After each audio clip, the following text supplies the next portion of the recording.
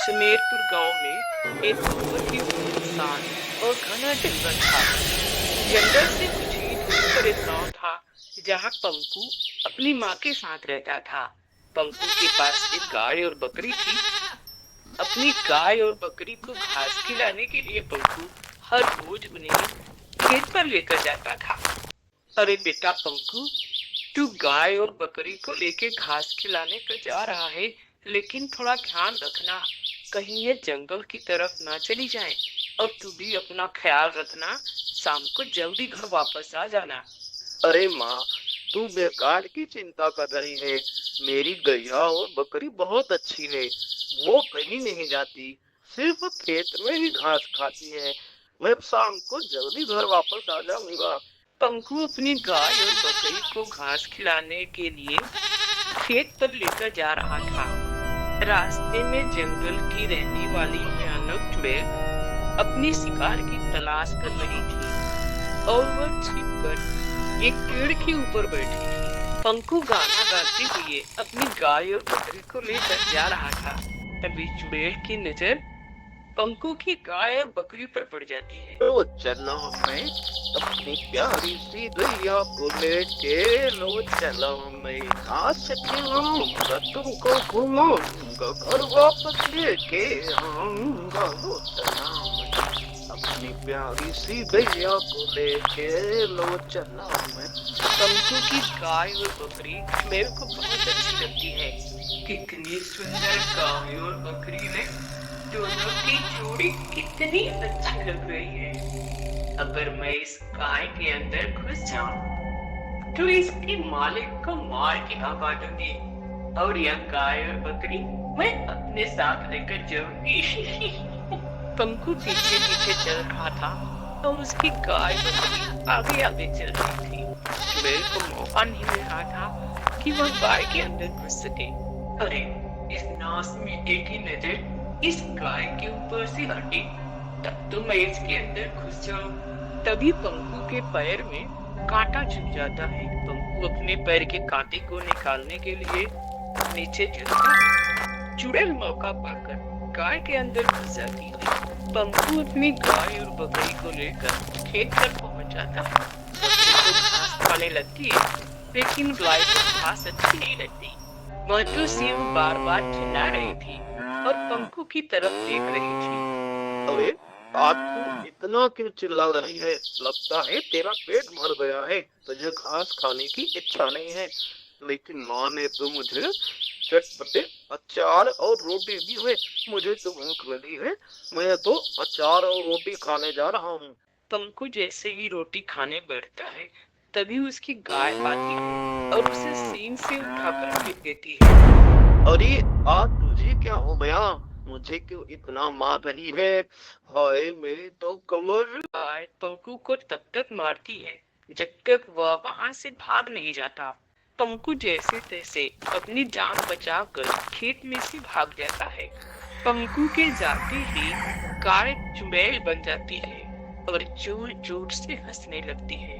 अरे ओ मिमी आने वाली बकरी, क्या लेने कर रहे हैं? आज से तुम दोनों मेरी गाय और बकरी हो और मेरे साथ ही रहोगी।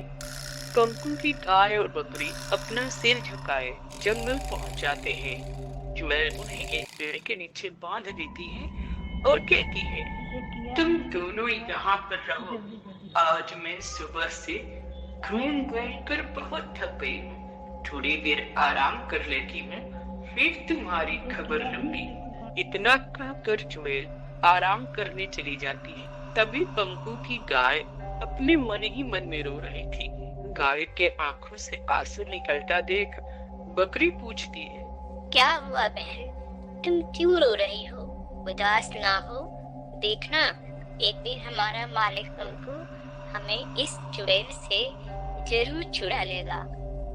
वह सब तो ठीक है बहन, मुझे पता है हमारा मालिक हमें ढूंढते हुए यहाँ जरूर आएगा, लेकिन आज इस चुड़ैल ने मुझसे बहुत बड़ा पाप करवाया है। मैंने अपने मालिक को बहुत मारा है। मन तो कर रहा है अपने सींग से इस चुड़ैल की सारी हड्डियां तोड़ दूं। इधर पंकु की माँ और पंकु दोनों बातें कर रहे थे। माँ, आज तो शाम होने को आ गई और अपनी गाय और बकरी घर वापस नहीं आई। पता नहीं दोनों कहाँ रह गए। अरे पंकु, आज पहली बार तुझे तेरी गैया ने इतना मारा है, इसलिए वो डर के कारण घर नहीं आ रहे होंगे।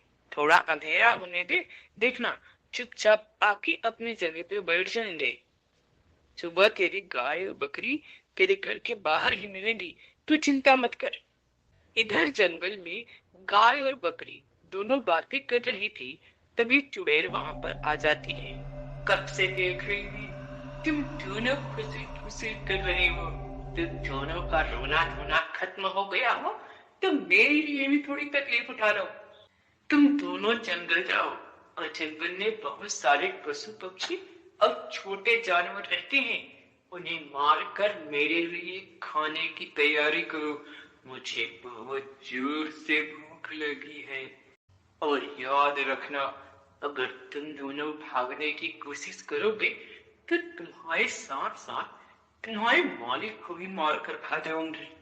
वो दोनों जंगल जाते हैं और जंगल में बहुत देर तक जानवरों की तलाश करते हैं, पर उन्हें कुछ नहीं मिलता। फिर दोनों चुड़ैल के पास वापस आ जाते हैं। चुड़ैल उन्हें देखती है तो बहुत गुस्सा करती है। मैं बहुत देर से तुम दोनों का इंतजार कर रही थी, तुम दोनों को कुछ नहीं मिला। अब तुम दोनों में से किसी एक को मेरा भोजन बनना पड़ेगा, क्योंकि मुझे बहुत जोर से भूख लगी है। जल्दी बोलो, किसको खाओ? किसको? पहले तो मैं इस गाय को खाऊंगी, क्योंकि ये बहुत मोटी है, इसे खाने में बहुत मजा आएगा। अरे नहीं नहीं, गाय को मत खाओ। गाय तो बहुत मोटी है और बहुत सारी कड़वी घासें खाती है, तो इसका मांस भी बहुत कड़वा होगा। मुझे देखो, मैं भले ही छोटी हूँ और बहुत नरम नरम और मीठी घास खाती हूँ, तो सोचो मेरा मांस कितना मीठा होगा, तो मुझे खा लो। हाँ, एक बात तो ठीक कह रही है, मैं इसे खा जाती हूँ। चुड़ैल बकरी को मारकर खा जाती है। गाय खड़े खड़े यह सब देखती रह जाती है। आज तुम मेरी बहन को मार कर खा गई। याद रखना, ये बदला मैं तुझसे जरूर लूंगी। जरूर, मैं तुझे नहीं छोड़ूंगी। बकरी के बिना गाय उदास उदास रहती थी। वह चुड़ैल के लिए हर रोज जंगल के जानवर मारकर लाती थी और चुड़ैल में खा जाती थी, पर यह सब करना गाय को अच्छा नहीं लगता था। इधर पंकु हर रोज अपनी गाय और बकरी को इधर उधर ढूंढता, पर वो नहीं मिलती, तो शाम होने पर उदास होकर घर वापस लौट जाता। एक दिन की बात है, जंगल में बहुत जोर से बारिश और आंधी तूफान आया हुआ था। बिजलियां जोर जोर से कड़क रही थी। तभी एक बिजली टूटकर जंगल के एक पेड़ पर पड़ती है। बिजली गिरने के कारण जंगल में आग लग जाती है। सब इधर उधर भागने लगते हैं, तो चुड़ैल भी गाय के साथ भाग रही थी। तभी मौका मिलती ही गाय चुड़ैल को अपने सींग से उठाकर आग में फेंक देती है। चुड़ैल जलने लगती है। चुड़ैल को जलता देखकर गाय बहुत खुश होती है। वह चिल्ला चिल्लाकर गाय से मदद मांगती है, लेकिन गाय उसकी कुछ भी मदद नहीं करती और भागकर अपने मालिक पंकु के पास आ जाती है। पंकु अपनी गाय को देखकर बहुत खुश होता है, लेकिन अपनी बकरी के लिए वह बहुत दुखी होता है।